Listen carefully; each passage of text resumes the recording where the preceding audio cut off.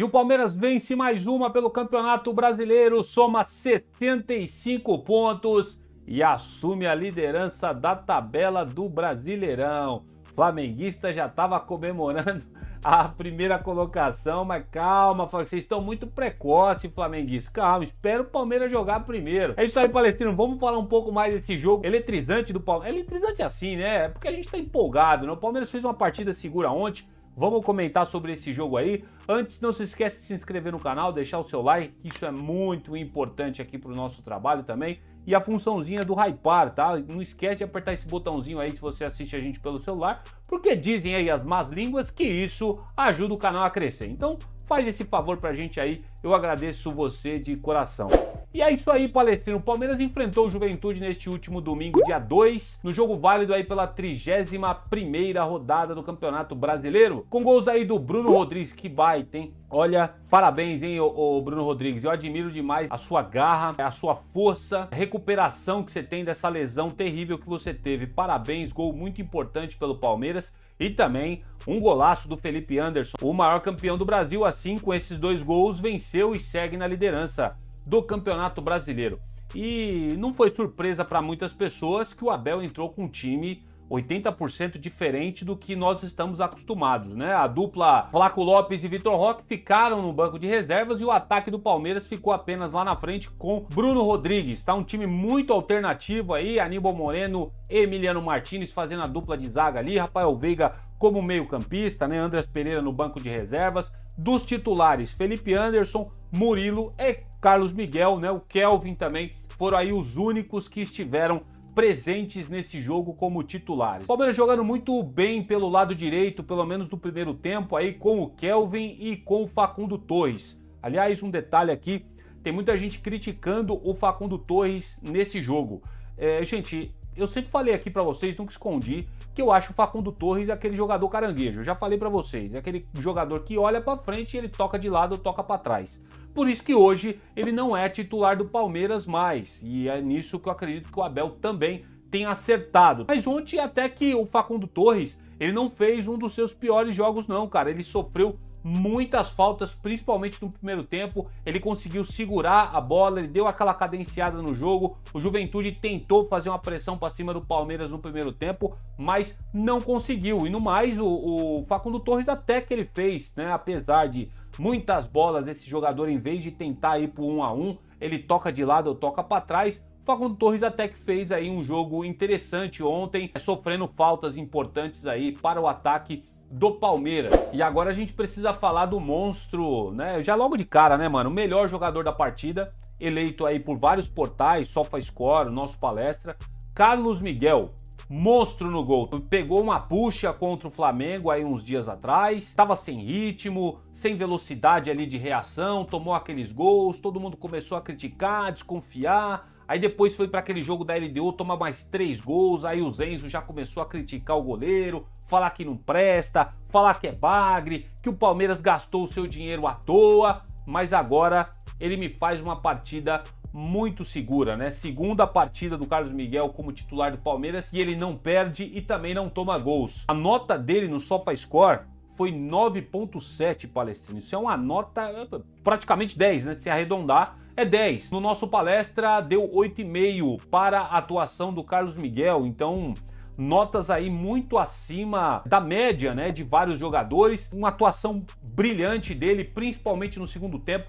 Eu contabilizei aí aos 20 minutos do segundo tempo, ele já tinha feito 4 defesas. Dessas 4 defesas, 2 foram aquelas beirando o milagre, né? Porque o cara tem uma envergadura, 2,4 metros de altura, fez excelentes defesas. Ao total, no jogo, ele fez 10 defesas pelo Palmeiras. Cara, fechou. Se essa vitória do Palmeiras foi importante, ela também passou muito pela conta do Carlos Miguel. Dessas 10, cara, umas 5 defesas difíceis aí pra ele. E tem mais, hein? O nosso palestra disse aí, trouxe a matéria de que o Carlos Miguel, ele bateu um recorde. Segundo aí os dados do perfil Datafoot, o goleiro fez 10 defesas na partida, algo que não tinha acontecido com o goleiro do Palmeiras desde 2015. Nem o Everton tem feito, segundo o Datafoot, 10 defesas eletrizantes na partida igual o Carlos Miguel, tá? Então, muito importante. O Everton tá para voltar, né? Ele tá dizendo que quer jogar a final da Libertadores. Eu acho complicado o Everton jogar a final da Libertadores, vai depender de muito o tempo que ele levar de recuperação. Se ele se recuperar a 4, 5 dias antes do jogo, desculpa, eu acho que o Everton não deve ser titular. Eu acho até um erro, né, com o Carlos Miguel, que vem tendo boas atuações. E quer mais? Olha, vamos falar de outro aqui, o Bruno Fux. Palmeiras, já tá demorando para comprar esse jogador, hein, Palmeiras? Vai lá logo, faz o Pix pro Galo e contrata esse jogador aí que foi apelidado pelo Thiago Leifert. Quem assistiu o vídeo aqui, os passados, o Thiago Leifert chamou de Beckenbauer, né? Lógico, acho que ele deu uma forçada na barra, mas o fato é que o Bruno Fux tá jogando muita bola, bicho. Segundo os dados do SofaScore, foram 6 desarmes efetivos do jogador, 7 cortes e apenas uma falta cometida no jogo todo. Fora que ele anulou o Gabriel Verón ali para aquele lado esquerdo, pelo qual o Juventude tentou fazer um calor, pelo menos no primeiro tempo, em cima do Palmeiras. Ele anulou, né? Eu vi o Júlio lá do Verdão Sempre falando que o Bruno Fux deve ter voltado pro vestiário lá, o Gabriel Verón deve ter pulado do bolso dele. Eu vi eu dei risada pra caramba quando eu vi o Júlio falando isso daí lá no canal dele do Verdão Sempre. E ele de fato anulou o Gabriel Verón, velho. Foi um puta de um... Acho que foi o melhor zagueiro do Palmeiras na partida, disparado. Melhor do que o Murilo, inclusive. O Murilo fez ali algumas faltinhas ali, que foram meio duvidosas se foram faltas ou não. Mas comparado com o Bruno Fux foi muito bem. Chama atenção que ele tem uma saída de bola com um passe, cara, assertivo, cara. Ele tem uns lançamentos que o cara, ele é pontual no alvo que ele quer acertar, né? Então, isso é o que chama muita atenção no Bruno Fux e é o que tá mostrando aí o diferencial pro Abel Ferreira, às vezes até escalar ele de volante para ajudar na saída de bola, porque o zagueiro de fato tem muitos bons passes. E aqui fica aqui o veredito, né? O Palmeiras tá demorando já para comprar o Bruno Fux, cara. Sabe? Já tá aí se provando, bom zagueiro, tendo muito boas atuações aí pelo Palmeiras. Outro jogador também que eu quero destacar para vocês da partida de ontem entre Juventude e Palmeiras foi o Aníbal Moreno. Para mim também fez aí uma partida muito segura, inclusive ele fez aí no segundo tempo o Jandrei trabalhar, né? Com um chute de fora da área, o Jandrei teve que dar uma ponte lá para tirar, porque senão aquela bola ia na bochecha da rede, ia ser um golaço do Aníbal Moreno. Vários desarmes na partida, muito seguro ali como primeiro volante do Palmeiras, então não tem como botar defeito, fez uma boa partida o argentino também. E aqui o destaque para os 2 gols da partida, um deles foi do Bruno Rodrigues. Cara, você não tem noção como para o jogador esse gol é importante, principalmente para ele vindo, se recuperando da lesão que ele teve, ficou aí 1 ano e meio fora. A gente percebe que ele ainda tá fora de ritmo, ele não tá tendo aqueles trotes mais rápidos que a gente imagina, aqueles piques, né? Aquela velocidade, explosão que a gente precisa de um jogador no ataque do Palmeiras. Ele tá bem devagar, você percebe que ele evita umas chegadas mais fortes para dividir uma bola, porque o jogador tem aquele receio, né? Pela lesão que ele sofreu. Mas muito importante o gol do cara aí, passe do Rafael Veiga para fazer o primeiro gol do Palmeiras. Parabéns ao Bruno Rodrigues e a gente espera que ele vá ganhando cada vez mais confiança pelo Palmeiras, porque o Verdão vai precisar dele, né, cara? Vai em jogos como esse para recuperar aí o físico de alguns jogadores, como no caso do Flaco Lopes e do Vitor Roque. O Bruno Rodrigues vai estar aí para auxiliar o Palmeiras. A gente espera que ele retome sua confiança. Temos que falar também do golaço do Felipe Anderson, né? Que lançamento do Kelvin. Eu até fazer esse vídeo eu fui conferir, eu tava na dúvida se foi o Kelvin ou se foi o Bruno Fux que deu aquele lançamento pro Felipe Anderson. Foi o Kelvin, baita de um passe. Acho o Felipe Anderson sem nenhum tipo de marcação.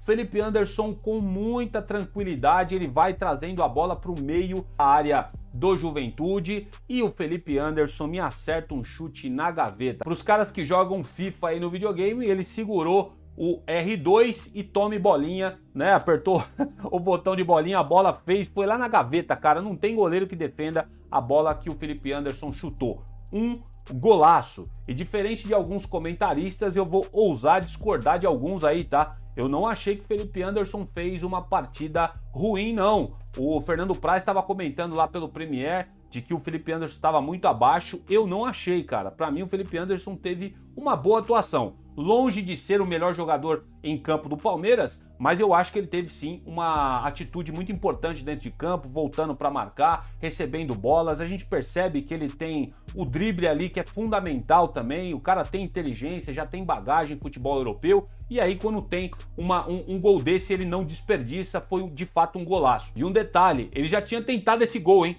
Alguns minutos antes ele já tinha cortado para o meio da área e chutado, mas o zagueiro do Juventude tinha tirado na primeira tentativa, e na segunda, com um passe sensacional do Kelvin, ele me vai e me faz um golaço lá na gaveta. Resultado final, Palmeiras 2-0. E com essa vitória palestrina em cima do Juventude lá no Alfredo Jaconi, o Verdão se tornou o melhor visitante do Brasileirão de 2025, somando 29 pontos quando atua na casa dos adversários. No início da competição, vocês vão se lembrar que o Palmeiras tinha melhor desempenho atuando fora, né, do que atuando no Allianz Parque. Já nesse segundo semestre, o Palmeiras conseguiu equilibrar um pouco essa situação, fazendo bons jogos também dentro de casa e segue pontuando fora, o que está culminando na liderança do Campeonato Brasileiro e jogando um calor, né? Jogando cada vez mais para as últimas partidas aí, para as últimas rodadas do Brasileiro, para quem vai levantar essa taça do Brasileirão. Palmeiras ou Flamengo? Não vou nem perguntar para vocês quem vocês acham que vai levantar essa taça, porque eu já sei a resposta e eu tô com vocês também.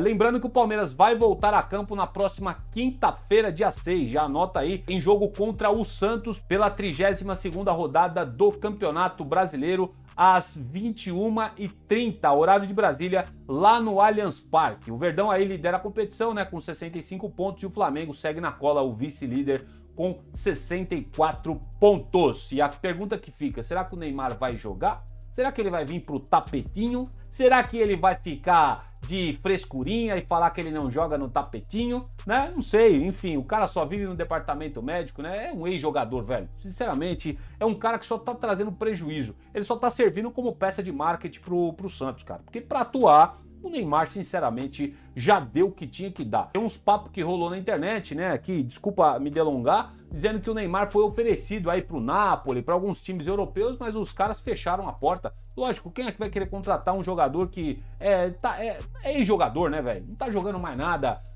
é um cara diferente de fato, mas, meu, tá todo quebrado, tá todo lascado, né? Se ele fez, eu acho que 12 jogos pelo Santos nessa temporada, foi muito jogo que ele fez, tá? Se ele fez 12, tá? Tô chutando muito aí pelo Neymar, muito provavelmente vai estar assistindo o jogo de camarote, não vai ajudar o Santos, melhor pro Palmeiras, tá? Porque eu acredito que o Palmeiras vai conseguir vencer essa partida dentro do Allianz Parque. E pra gente finalizar o vídeo de hoje, vamos dar uma olhada na tabela. E esses dados aí que vocês estão vendo na tela é as probabilidades de quem vai ser campeão do Campeonato Brasileiro. Informações do Gato Mestre aí, do Grupo Globo, 64,27% de probabilidade do Palmeiras ser campeão brasileiro e o Flamengo 34,11%.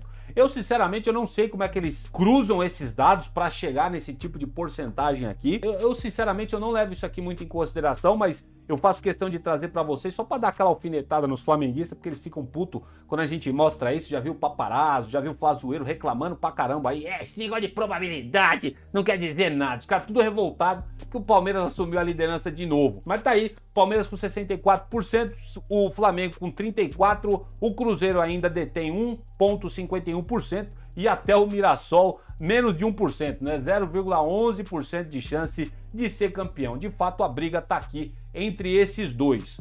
Eu não sei como é que o Flamengo tem 34,11%, né? Como eu falei para vocês, eu não sei como é que os caras fazem esses dados para chegar nesse número aqui. Porque, velho, o Palmeiras tá com 65 pontos e o Flamengo com 64, velho. Um tropeço do Palmeiras ou um empate do Palmeiras e uma vitória do Flamengo, o Flamengo já assume a liderança. Então, esses números aqui a gente não pode ficar levando muito em consideração. Mas eu trago aqui em zoeira aos flamenguistas que eles estão puto da vida, já tava comemorando. Jogamos a pressão lá pro lado dos porcos porque venceram o jogo no sábado. Precocemente se lascaram, o Palmeiras venceu e assumiu a primeira colocação novamente. E agora vocês estão vendo aí a tabela do Brasileirão. Palmeiras com 65, Flamengo com 64 pontos, ambos com apenas 30 jogos, uns jogos a menos, os dois. Então faltam 7 rodadas para acabar o campeonato, mas para Flamengo e Palmeiras faltam 8 rodadas. Palmeiras que vai fazer o seu jogo atrasado justamente contra o Santos lá na Vila Belmiro. Então, enfrentamos o Santos nessa quinta-feira, no final de semana mais uma rodada e na outra semana, né, acho que em data FIFA, obviamente, hoje tem aí convocação do Ancelotti, esperamos aí que as seleções poupem os jogadores do Palmeiras de serem convocados, né? Porque afinal de contas vamos enfrentar o Santos na Vila Belmiro semana que vem neste jogo atrasado. O Flamengo também vai fazer seu jogo atrasado na semana da data FIFA. E agora, para de fato a gente finalizar o vídeo, não menos importante, tá aí. Palmeiras enfrenta na quinta-feira o Santos no Allianz Parque e o detalhe que eu quero chamar para vocês aqui, ó. Ó, quem é o próximo adversário do Flamengo? Dá só uma olhada quem é. Será que vai rolar aquela perna pesada? Será que os caras vão entregar esse jogo pro Flamengo dentro do Morumbi? Será que o São Paulo vai fazer uma coisa dessa? Eu não duvido. Para mim aqui, ó, praticamente 3 pontos garantidos pro Flamengo. São Paulo não vai fazer força para ganhar dos caras. Pelo menos assim eu acredito. Você pode argumentar aí do outro lado que os caras estão buscando se classificar para a Libertadores. Mas, ó, do jeito que esses caras estão mordidos com o Palmeiras, eu duvido que eles vão fazer força para ganhar do Flamengo, tá? Então, Palmeiras, mais do que nunca, precisa vencer o Santos no Allianz Parque, tá? Porque aqui, para mim, ó, é 3 pontos garantido pro Flamengo, tá? Não acho que o São Paulo vai jogar tudo isso para ganhar dos caras, sinceramente. E obviamente, o Flamengo tem muito mais time que o São Paulo, né? Deixando muito claro isso daqui. Quero saber muito a opinião de vocês, posta aqui nos comentários, posta aí o que vocês acharam aí da escalação do Abel, dessa vitória do Palmeiras. Não foi aquela partida eletrizante, como eu falei aqui na empolgação no começo do vídeo, mas foi uma partida segura, um time mesclado, algumas muito boas atuações, principalmente do Carlos Miguel e do zagueiro Bruno Fux. Quero saber muito a opinião de vocês, a gente volta no próximo vídeo quando tiver mais notícia. Que Papai do Céu abençoe vocês aí e avante palestra.